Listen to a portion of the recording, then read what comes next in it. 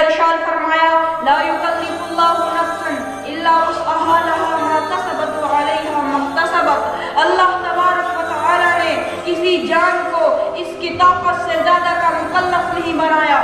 اس نے جو اچھا عمل کیا اس کا اسی کو ثواب ملے گا، اور جو اس نے برا عمل کیا اس کو اسی کی سزا ملے گی۔ بہرحال ہر انسان کو اپنی فکر کرنی چاہیے، اپنے آپ کو اسلامی تعلیمات اور قرآنی احکام کی طرف ڈھالنے کی فکر کرنی چاہیے۔ یہ تو ایک بدیہی اور واضح چیز ہے کہ انسان کاروبار کرتا ہے، تجارت کرتا ہے اور شام کو اپنی کمائی کا حساب کرتا ہے کہ میں دیکھوں مجھے کتنا نفع ہوا اور کتنا نقصان ہوا۔ نفع ہوا تو کیوں ہوا، نقصان ہوا تو کیسے ہوا؟ ارے بھائیو، یہاں تو ہمیں اپنی زندگی کا حسن و فتح کا معاملہ ہے، ہمیشہ ہمیشہ کے لیے یا جنت میں یا جہنم میں جانے کی بات ہے۔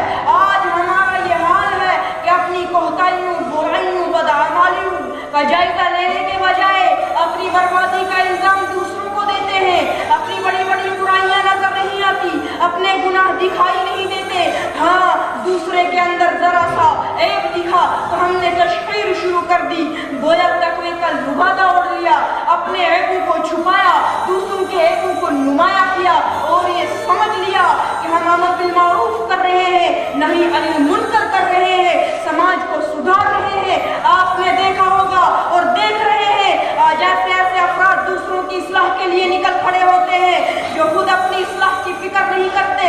انہی کے گھروں میں، ان کی سرپرستی میں بدعات اور خرافات ہوتی ہے، معاشرتی رسم و رواج پر عمل ہوتا ہے، مگر مصلحت اور رواداری اور مجبوری کا نام دے کر گزارتے ہیں۔ انہی کے گھروں میں شادیوں کے موقع پر، ماتم کے موقع پر جو معاشرتی رسم و رواج ہے ان پر عمل ہوتا ہے۔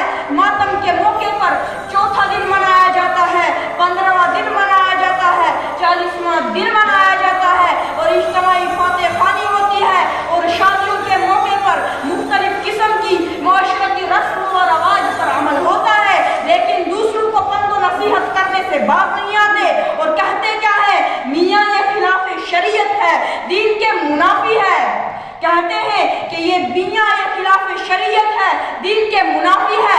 بھلا ایسی صورت میں ہم خود کو تبدیل نہیں کرتے، اپنے حالات پر غور نہیں کرتے، حالانکہ ہم کرنا اور بننا چاہیں تو کوئی مشکل کام نہیں۔ ہاں تھوڑا سا نقصان ہوگا، ریا نمود کی ناک کٹ جائے گی، شہرت و ناموری پر آنچ آئے گی، لیکن ہمارا دل تو مطمئن ہوگا کہ ہم نے اللہ اور اللہ کے رسول کو راضی کیا، اللہ کے رسول کی اتباع کی۔ آج ہمیں ایسے مصلحین ملیں گے جو دوسری معاشرتی رسم و رواج کی تحریکیں چلاتے ہیں، لیکن انہی کے گھروں سے جہاز